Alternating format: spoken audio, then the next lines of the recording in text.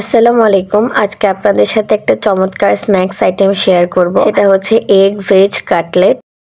জিনিসটা এত সুন্দর এবং খেতেও এত মজা, বানাতে একটু ঝামেলা আছে, কিন্তু আপনারা যদি একবার কষ্ট করে বানিয়ে ফেলেন সবাই খুবই পছন্দ করবে। তো এখানে এক ঝলক আপনাদেরকে কি কি আইটেম লাগছে সেটা দেখিয়ে দিলাম।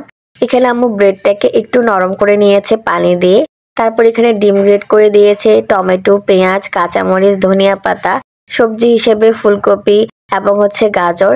তো সেই সাথে ম্যাগির স্বাদে ম্যাজিক যে মশলাটা আছে সেটা, আদা বাটা, রসুন বাটা, জিরা বাটা, কর্নফ্লাওয়ার, সেই সাথে লাল মরিচের গুঁড়া আর সামান্য একটু ময়দা দিয়ে এটাকে ভালো করে মিক্স করে নিয়েছে।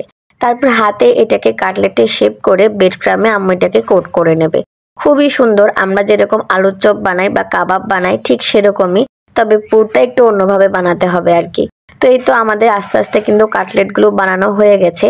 আর এগুলো চাইলে কিন্তু আপনারা ফ্রিজে সংরক্ষণও করতে পারেন, যাতে মেহমান আসলে ঝটপট বানিয়ে দিতে পারেন।